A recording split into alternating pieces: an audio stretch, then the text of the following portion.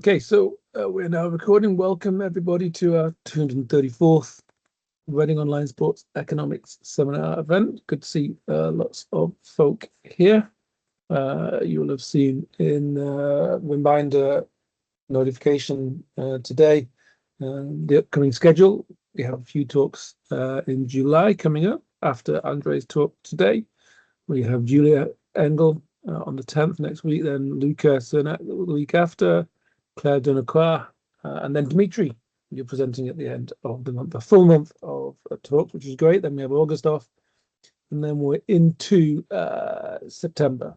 The reminder also included a few advance conferences scheduled for 2027. There's one that's going to be in September that might be of interest to folk who are geographically not too distant from Reading. We're going to have a conference joint with Reading Football Club, the university and the football club. The football club wants to set up an academic steering group, and so we're organising a conference. Stefan Szymanski and Kieran Maguire will give talks, as will Rob Rogers from Impact, the football data provider. That's on the 16th of September. So if you're interested in that, more information to come, but make note of the date for now. Andrei is going to talk on lucky losers, unlucky benched, outcome bias in football lineup decisions.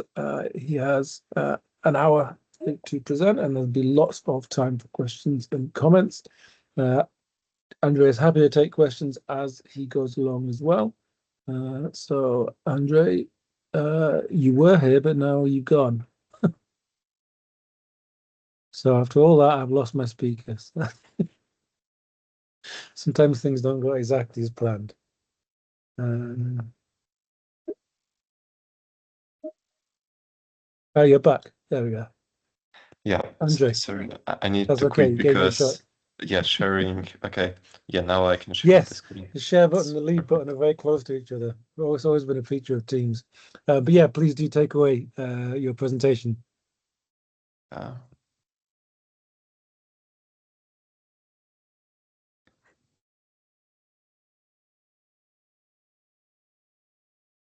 Second.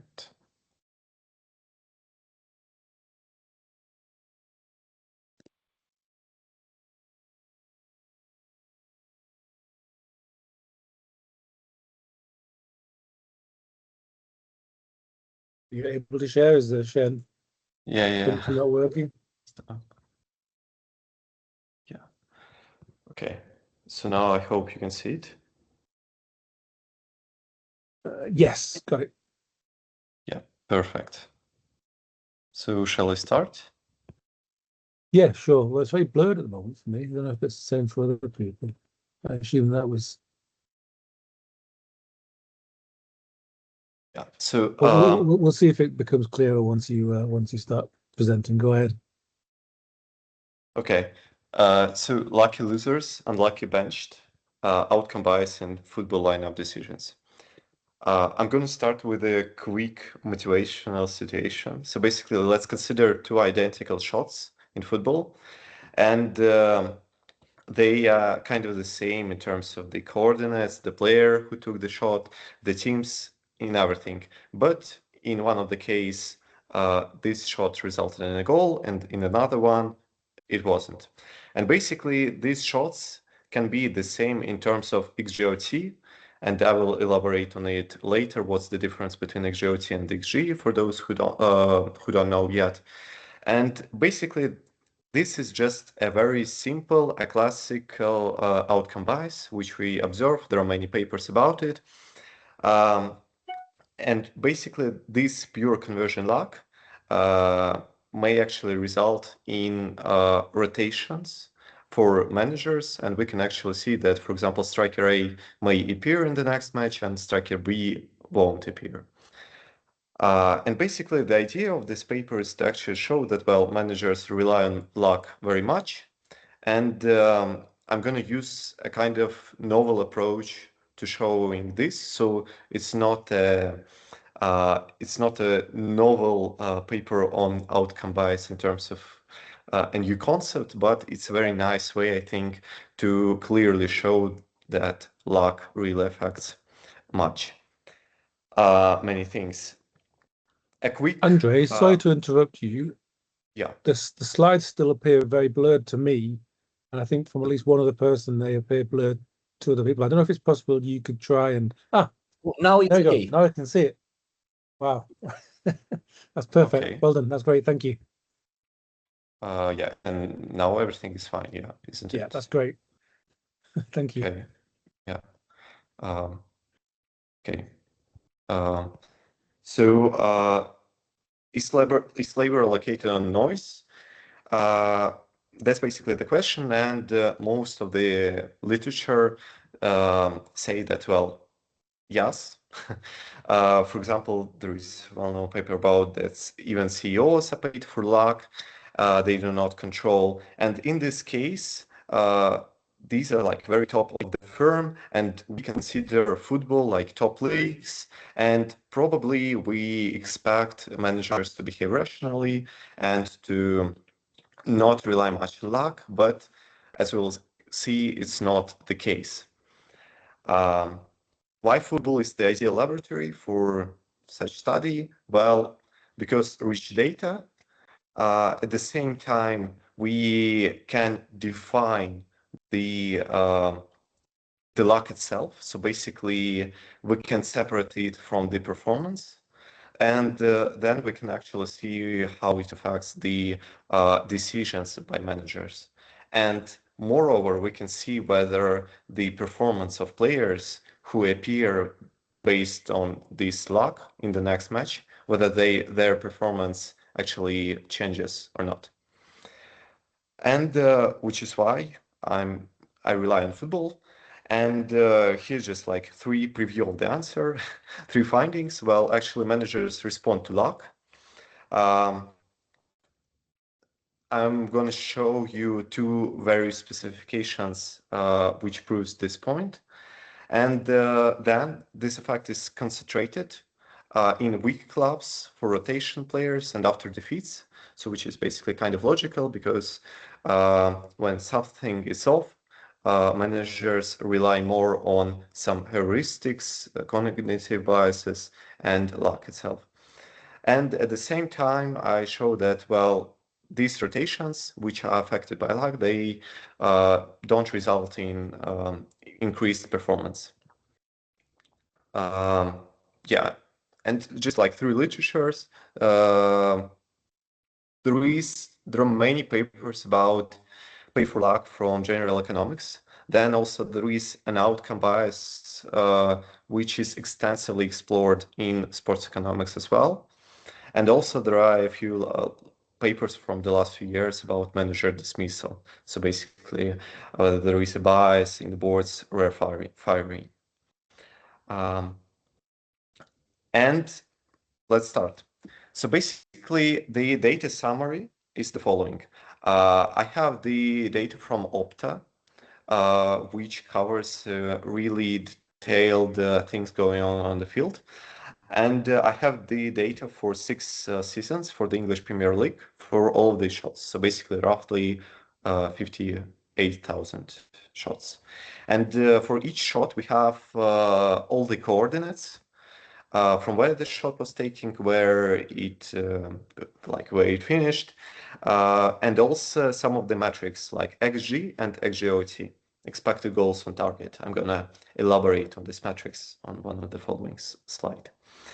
And also I combine this data with Understud and Club ELO, so basically to collect the data about team match characteristics and all that stuff. Then about this difference, how I actually define luck, because it's not that trivial. The thing is that delta attacking is the number of goals our team scored minus the total XGOT for all of the shots which were taken by our team. So basically, why do I take XGOT and not XG? Because when we look at the XG, it's the actually you can see it over here. So basically, 2 situations, and the shot was taken from the same coordinates in both situations. So basically xg is the same, because xg is the probability that the shot will result in a goal. So in this case, it's 30% chance that it will be resulting in a goal. And then xgot is actually the probability that a shot will result in a goal based on the coordinates on the projection of the gates. Basically, as you can see in the first situation, the ball goes to the corner of the gates. So basically, the likelihood that it will result in a goal is higher. And in the second situation, it's like kind of to the side of the goalkeeper. So basically, the probability is lower. And that's the main difference between these two metrics. And when we look at the XG, and we can actually say that, well, it has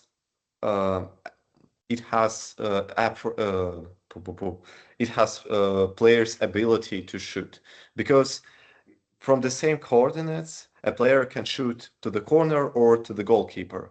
And if we actually subtract xg from goals, we will still have some skill in the residual.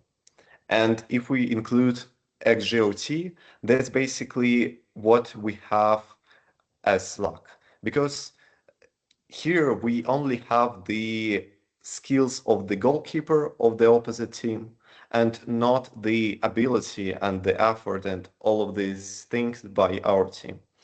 And that's how we define luck, not by by a random event purely, but by a random event in terms of the team. And then I define delta def. So for the defensive actions, it's the number of goals we concede minus the opponent's xg. So for all the shots, we count this xg, we sum them up, and we subtract them from the number of conceded goals. And here the logic is kind of different. If we subtract the xgot, then we actually include the ability of the opponents. And we want to look at how our defense is actually giving players to shoot. So from which positions these shots are taken, which is why I just exclude the goalkeeper from the rotations, and I just look at these 10 field players and their ability to actually score and the ability to defend. I hope that these two luck residuals are currently well understood. If you have some questions about it later or now, just ask, and I will proceed. So about rotations, the main number of changes per match is 2. So basically, not so many rotations. Out of 10 field players, there are 2 rotations per match. As I said, I exclude goalkeepers because in the delta def, we mechanically embed on goalkeeper stop shooting, the ability to save. Yeah, and that's what we have. And here are the distributions of the luck, delta attack, and delta defense. We see that it's a kind of normal distribution, which is what we expect probably in this case. And an empirical strategy. So currently what we have many team level, match level characteristics. Obviously, we include them as control variables. We also include the team season fixed effects. And we have XGOT and opponent XG as performance controls in terms of attacking and in terms of defense. And then we include these luck variables, delta at and delta def.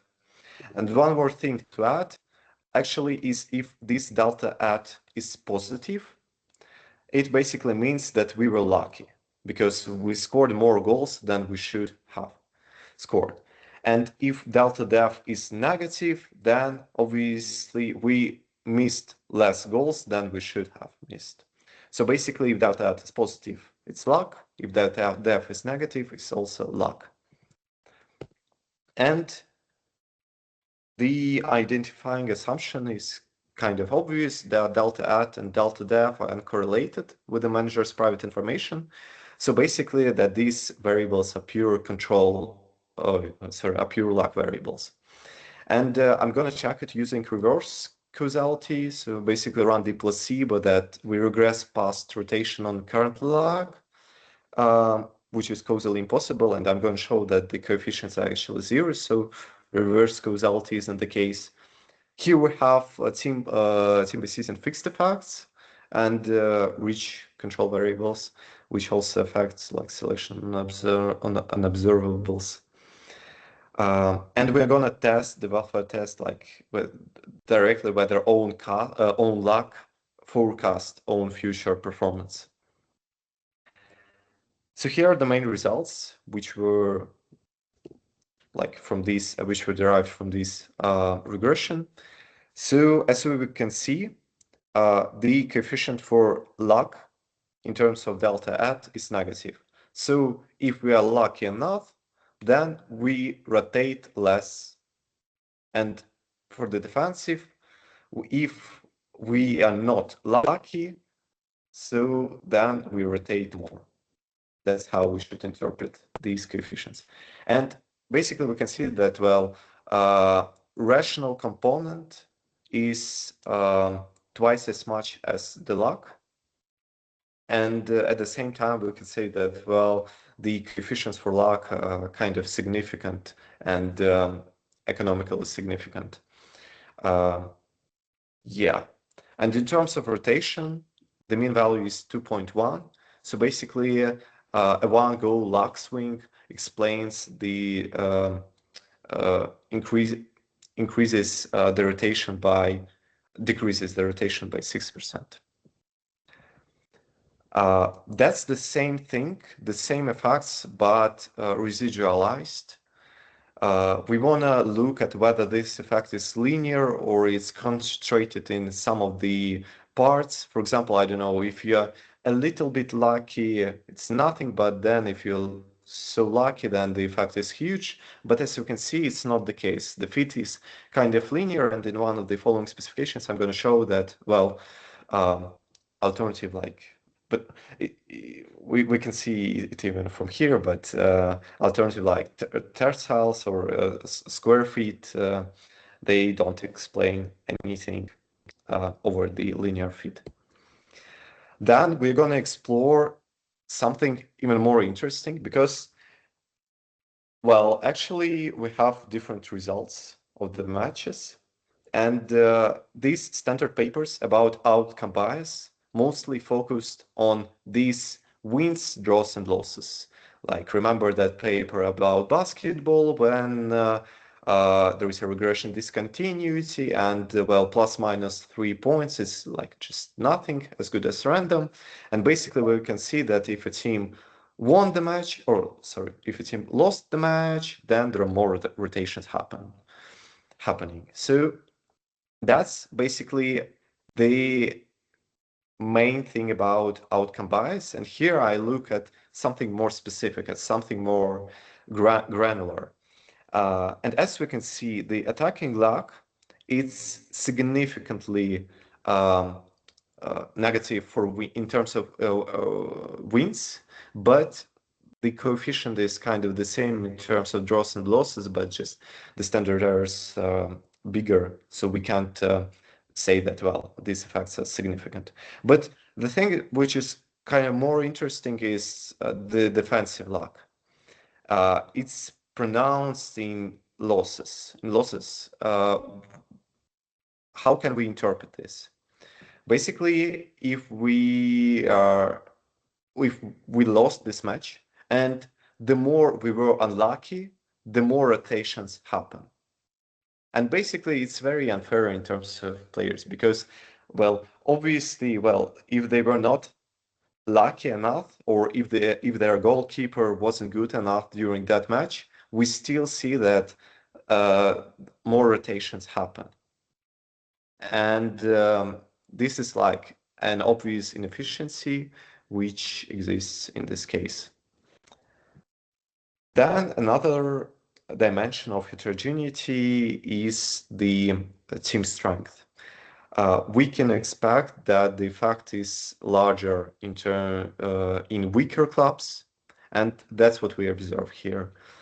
For the delta attack, for the attacking lock, the effect is negative and significant for weak and mid teams, and for the defensive lock, it's like the coefficient is positive and significant for weak and mid teams, and for mid and strong teams, and twice as less as for the weak teams.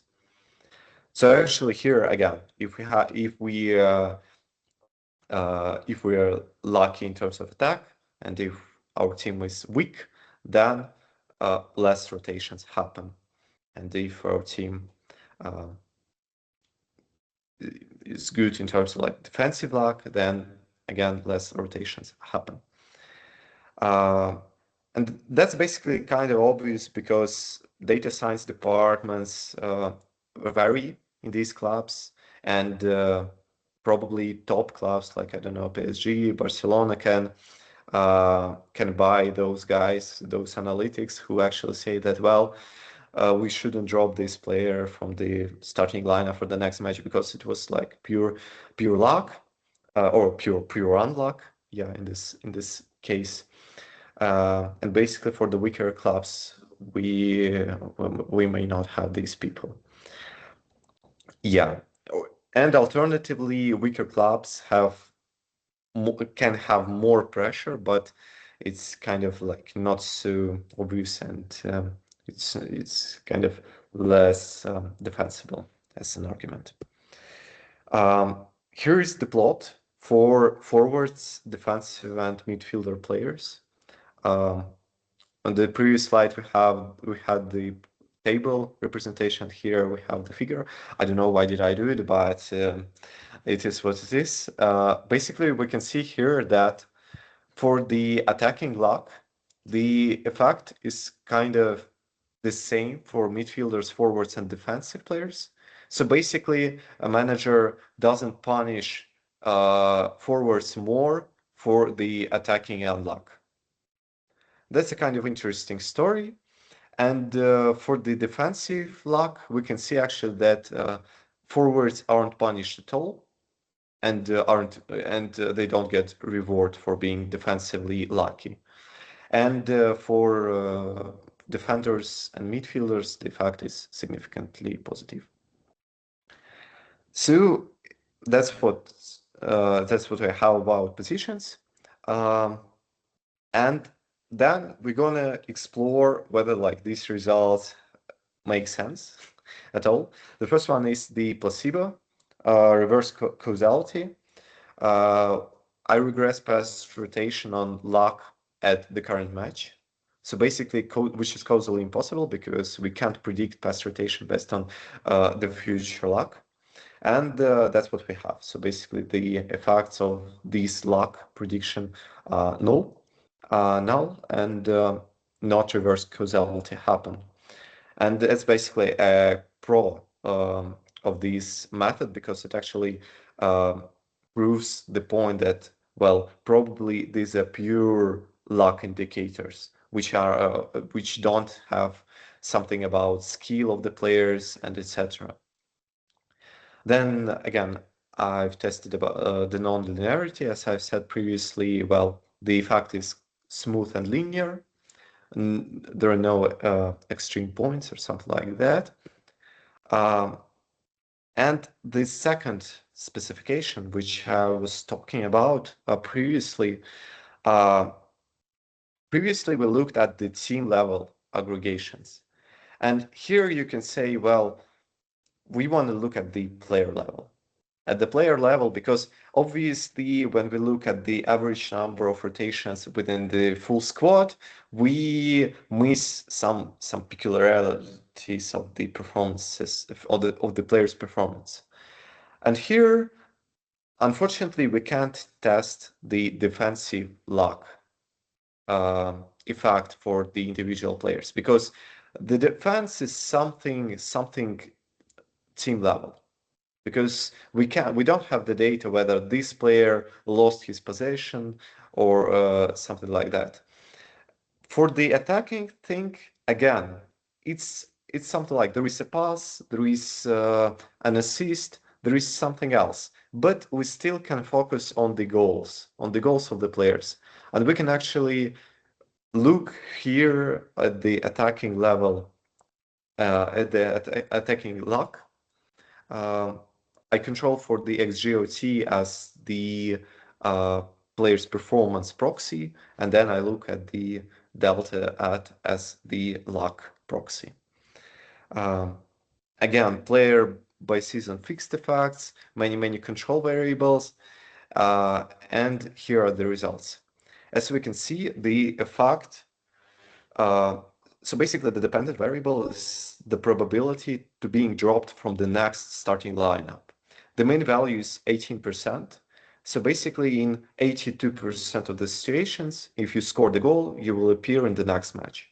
And in 18% of the situations, you will be dropped. And here the effect is huge. Basically, if your own XGOT increases by one goal, then the probability of being dropped decreases by 4.5 percentage points, which is roughly 25% from the mean value. And the effect for the own attacking luck is as similar, is as much as for the own XGOT. So basically, we can see that, well, luck treats the same as the performance, which is very unfair in terms of the players.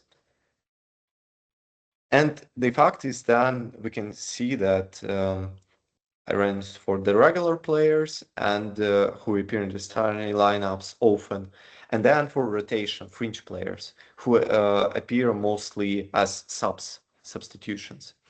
And here the effect is even larger because mean value is also of being dropped is higher. So basically this effect of luck affects even more the probability of being included in the starting line for the next match. The same thing about asymmetries which I've had for the team level effects, now I have for the player level. Here we can see that actually in terms of losses, again, if a player was unlucky, then we can see that it affects more. The probability of being dropped on the y-axis increases with the less own attacking luck we have. So if we're more unlucky, the more we are dropped. And in terms of wins, we can see that the effect is actually flat, almost flat. And for the draws, well, the effect is negative for positive luck, the negative in terms of being dropped. So it's kind of positive in terms of your appearance, likelihood of appearance in the starting lineup. And the most pronounced effect is in terms of losses. So you can see the coefficients over here. For the bad luck, it's minus 0.16. In terms of draws, it's just like minus 0.08. And then we want to check whether basically this luck signals the manager about something. So we've checked it. And now we want to look at whether performance is changing, whether this luck can actually predict better performance of the player for the next match. And as we can see, it's not the case. Own attacking luck, if anything, predicts negative performance for the next match. So if you're more lucky, then you will score more or less goals in the next match. Basically, that's all for the player level. And now, again, we want to test the welfare test like for the team level aggregations, which we had previously. And here we can use actually a very interesting thing. We can instrument rotation on the luck from the previous match. So basically, we take this delta at and delta def, and we look at whether substitutions, rotations which happen because of this luck actually predicts better performance. And as you can see, it's again not the case. Only one marginally significant coefficient with the number of next goals for the attacking luck, but mostly the coefficients are kind of null and insignificant. Yeah, and basically all it says that rotation luck is a pure transmission of noise, not a transmission of better future performance or hidden talent or something like that. And remember, we've had a story that the effect was concentrated in weak clubs. So I ran this welfare test precisely for weak clubs, for bottom alley clubs. And what we actually have, an interesting story. Defensive luck-driven rotation does bite. So next match opponent XG lowers, and as well as our own XGOT. So basically what it means is that probably we increase our defensive actions for the following match if we were unlucky enough. So basically weak teams are kind of changing their strategy towards more defensive one in terms of when they meet pure unluck.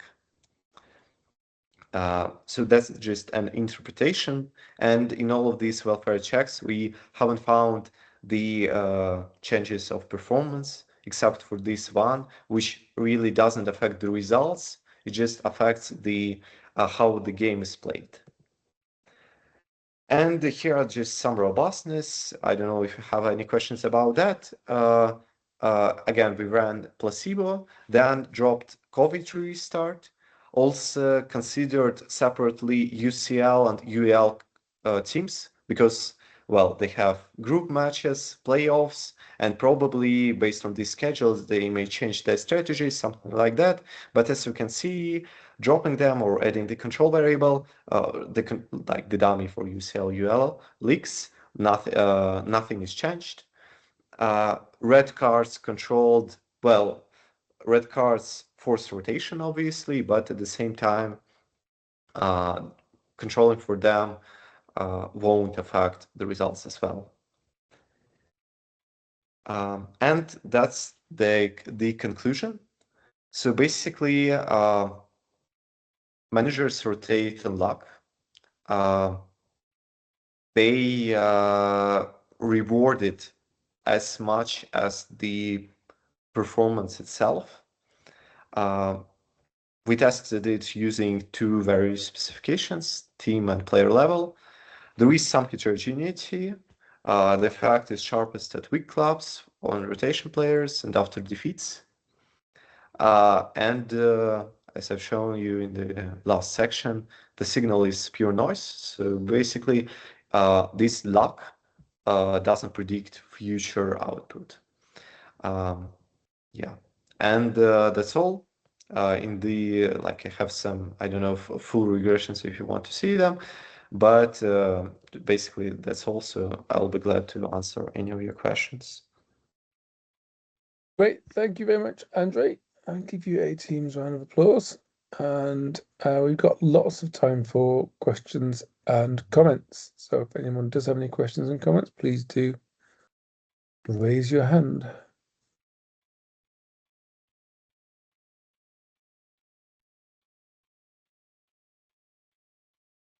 Stefan.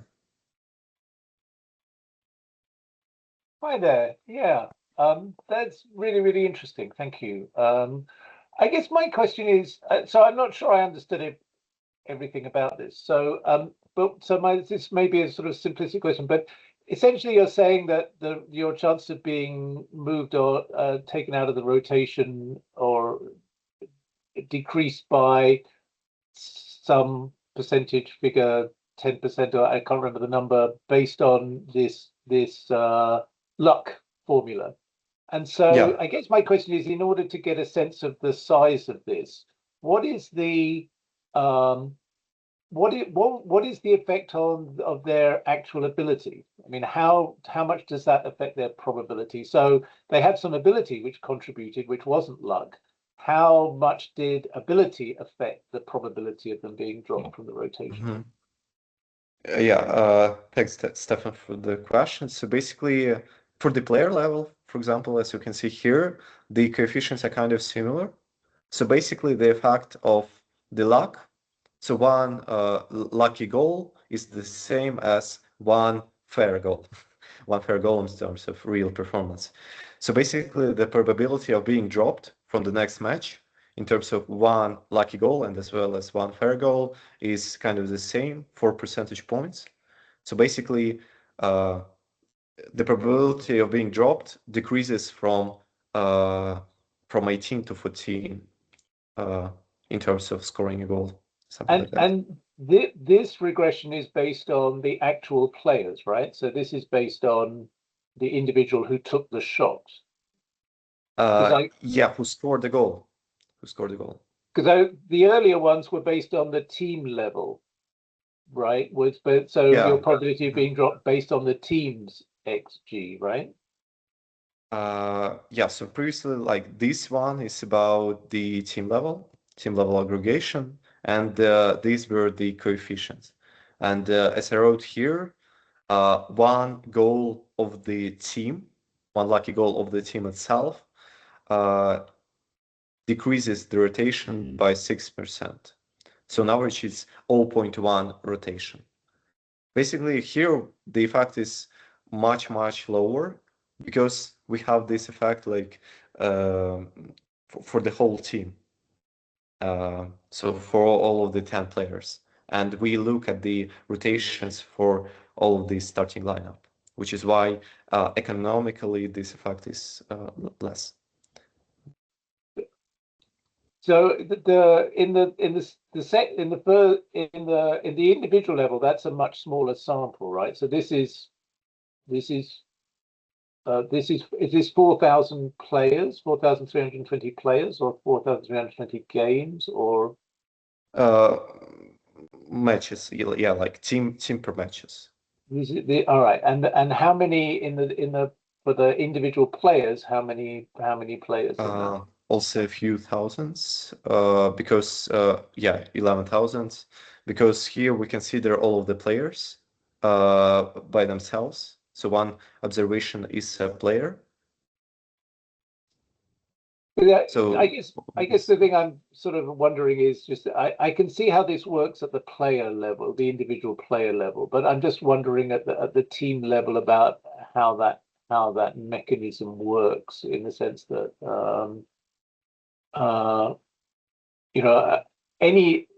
which player gets rotated. I mean, why does the left back get rotated if you were unlucky in not scoring a goal in this case? And I am maybe defensive luck I could understand, but why would it affect all the players on the pitch equally? Or well, no, I'm not saying that it affects players equally. That's why I looked at the player individual level, because over there we can actually see at the exact performance of the player. And here we can't say for sure which player like did what and etc. But we just look at the overall, like our team, for example, scored 3 lucky goals. And it basically means from this that the number of rotations will be 0.35, 0.35 less in the next match. well, thank you. It's really interesting. It's great. It's a great paper. Thank you. Thank you. Thanks, Stefan. More questions and comments?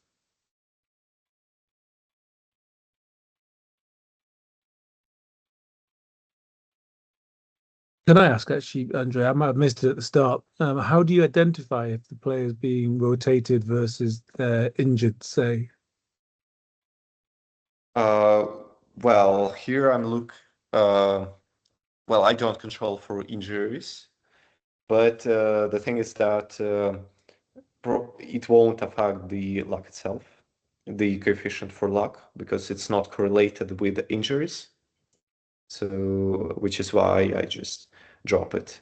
But as I showed you in the one of the last slides about robustness checks. So basically, I tried to kind of follow the same logic of injuries. Unfortunately, we don't have the data for them, but we have the data for red cards. And as you can see here, we control for the red card situations, and we can see that the effect is kind of similar, so nothing changes. It happens because like these variables by construction are purely random, so basically they're not correlated with the red cards issues or with the injuries. Yeah. Okay, that sounds reasonable. What competitions are you covering? Sorry, I missed that bit at the start as well. The conclusions? Which competition? So which league? What kind of matches Competition. are you looking at? English Premier League for English 6 Premier seasons. League, okay. Because you should be able to get, not that you necessarily need it, because obviously you've made a perfectly good argument there, but you should be able to get injury information for the Premier League for those seasons from Transfermarkt. So that has quite a good complete set of information on when players were injured or suspended and hence not playing in games. Yeah, okay. Yeah, thank you. Maybe, yeah, I mean, the presumption here is the assumption that, like, well, it shouldn't affect, yeah, but that's a robust check. Like, if this data is easily collectible, it's not the problem, yeah, to actually check it. Yeah. Yeah. Thanks. And the other thing I wanted to ask you about was, again, you probably covered it, but I missed it, was, and the fixed effects might be doing it, but obviously, one of the measures that a lot of people look at for attacking players is how many more goals they're scoring than their XG is, and that's seen as a measure of player skill rather than necessarily player luck. I don't know to what extent do the player fixed effects cover that, or do you have other ways? Player season fixed effects, I think you mentioned you were using. Is the idea that kind of takes into account variation in skill? Yeah, so as I said here, where I defined is luck residuals. So basically, yeah, the first thing is, well, yeah, we have team by season fixed effects, and in the player individual level data, we have player by season fixed effects. Yeah. But still, it may happen that in the middle of the season, a player is better at scoring, and basically he should better. And which is why our luck residuals may contain this performance residual. But here, as I'm saying, the delta at is the number of goals we score minus XGOT. So basically, it's the probability that a shot will result in a goal based on the projection on the gaze. So as we can see over here. And basically, when we look at the probability of this shot will result in a goal, then it only, whether it will be scored or not, it only depends on the goalkeeper of the opposing team, not of the player himself. So that's why I argue that, well, these performance issues are not the case over here, because when we look at the attacking luck, we don't include these things. So all your measures use the XG on target, is that correct? The attacking stuff. Attacking So on basically, target, when yeah, we okay. look at our shots, yeah, we only look at the XGOT as an indicator. And when we look at the defensive measures, I argue that, well, it doesn't really matter where the shot was at the final moment.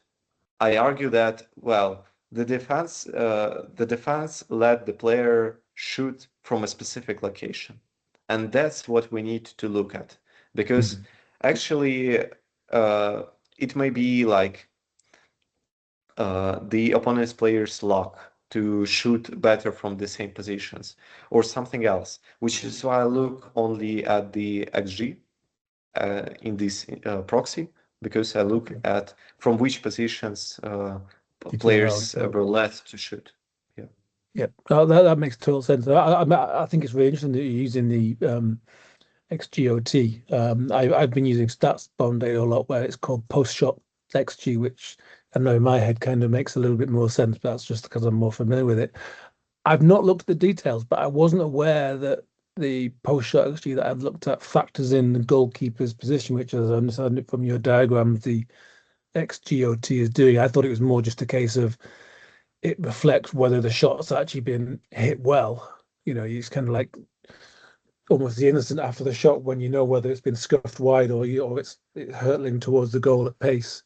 That was my understanding, but that could be a difference in how Opta versus StatsBomb measure this. I don't know if you're probably much more familiar with this than I am, but I think that's a distinction that I wasn't aware that StatsBomb were making. Yeah, and StatsBomb, what do they have again? Like which proxy? So their equivalent, as I understand it, is called post-shot XG, and that I think is just based on literally the instant after the shot when you know what the shot's going to do. Because obviously, as you say, you know, for XG, you know where the shot was taken, but then the extra bit of information is the shot well hit? Is it going towards the goal? Is it on target? And hence the name of XGOT, or is it, you know, going nowhere? I wasn't aware, and I'll check myself actually, because I'm, you know, it may have been that I didn't actually check the details, but I wasn't aware that StatsBomb factored in the goalkeeper's position, you know, in the way that your diagram, you know, makes it really clear. So I think that's another really interesting aspect, and it would be interesting to know whether there are differences in the data providers in that respect in how they calculate this XGOT or XG after the shot's been taken, essentially.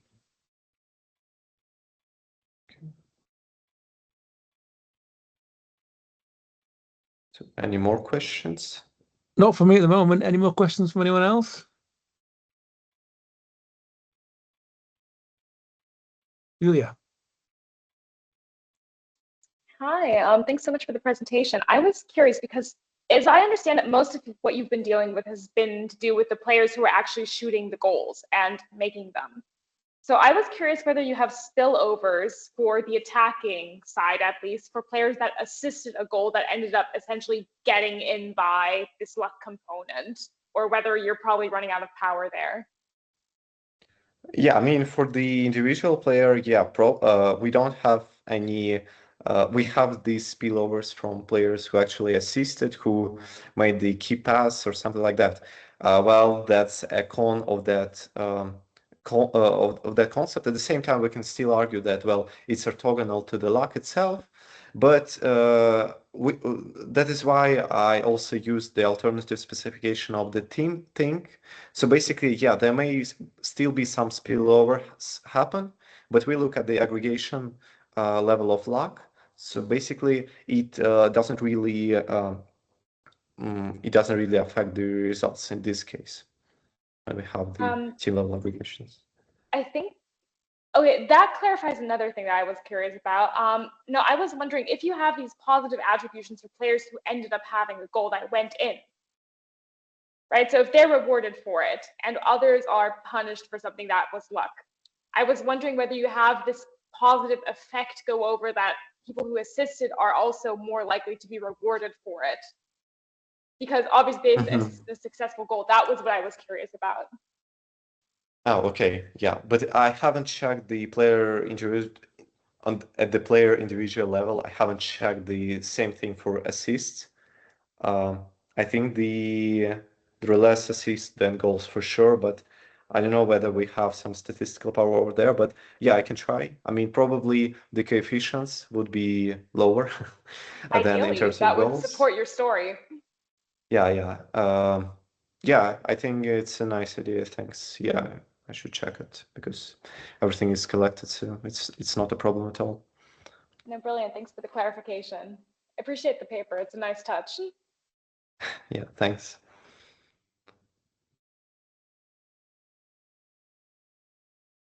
Augustine. Yeah, hi Andrei. Thank you for the paper. That was really interesting. Another question also on the team aspect one, which I understand might not be your main result, but I think is interesting. Are you including there the probability that the player that shot got substituted the next game or not?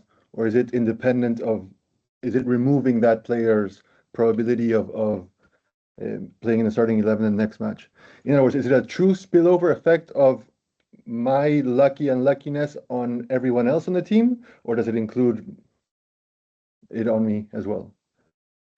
You mean at the player individual level? At the team level, right? The first Yeah, at regression the sort of team was for level, the I team. look, the outcome variable is the overall number of rotations. So how many players of the starting lineup have changed over the in comparison to the previous match?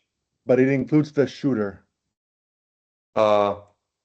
Yeah, because these variables are at the aggregate level, so most of these players were shooters. Okay, yeah. It's not one shot, it's on the aggregation of all shots in that match. Yeah, I see. Yeah, so basically here at the team level, one observation is a team per match. So Yeah. basically we have these luck indicators like luck proxies and etc. at the team level as the sum of all of these shots. Yeah. Well, I think I was trying to get at something similar that I think Stefan also raised, is this idea of is there an effect on, I don't know, our striker being incredibly lucky? I was the right back. I had a terrible game, but we won 1-0 on a very lucky shot, and I was not substituted out because we won. But if we had tied or lost the match, maybe my probability of having been substituted out the next match would have been greater. But that you would need to go on specific shots, and you're doing the aggregate of all shots, so there could be many players taking the shots. Yeah, because and I think towards the end you showed this, but just I might have missed it. You also see this depending on whether you won or lost or tied the match, right? There's yeah, here the result for the individual player. So basically, as I said previously, if we are unlucky, the more unlucky we are in terms of losses, the more the likelihood that we will be substituted in the next match. Okay. And in terms of wins, this luck indicator doesn't affect much. Yeah. And for the team level, the same thing stuff was done over here. Yeah. So that was I was talking about. Again, the largest effect, especially for the defensive luck in terms of losses. So managers actually punish players for their unluckiness. Unluckiness, yeah. Yeah. And for the attacking luck, like the coefficients are kind of similar, but just significance differs. Great. Yeah. Thank you. Super convincing. Thank you. Thanks. Thanks, Agustin. Any more questions and comments?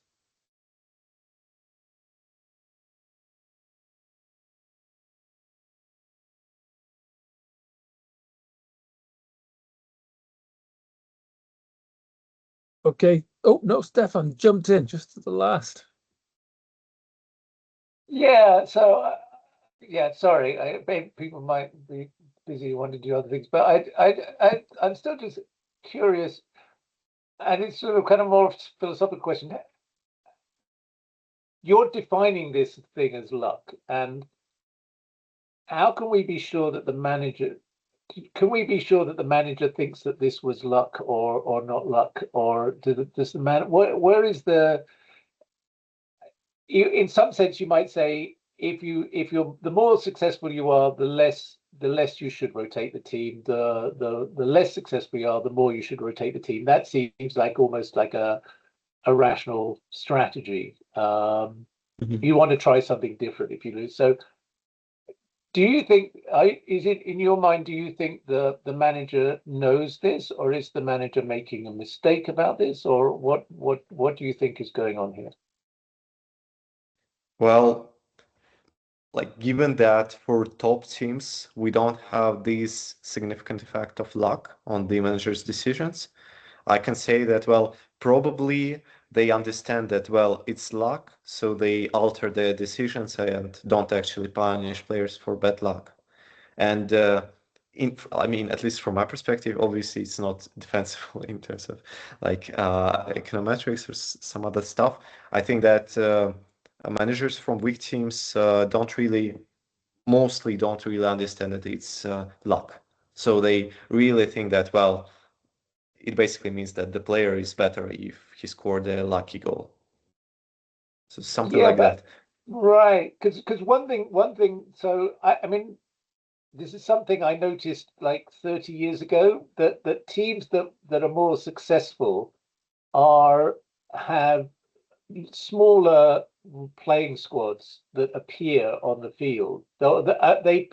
They have fewer players over a season that will appear on the field than teams that are unsuccessful. Which again, this is very basic. Just looking at for the whole season, the total number of players who appeared on the pitch, and I mean, at the time, this sort of surprised me. And I was sort of puzzled by this because I assumed that the big teams with the big squads, they'd have lots of players appearing on the pitch, and that the small teams with the small squads, they would have to stick with the same players. And that just wasn't true. And every time I've looked at this since, this has been consistently true, that the successful teams do not tend to have as many players appear in a season as the less successful teams. And that seems to me to be, that's just a function of success, in the sense that you stick with the winning formula and you don't drop it. So wouldn't we observe this if that was just the explanation, that you don't change a winning formula, right? That's as simple as that.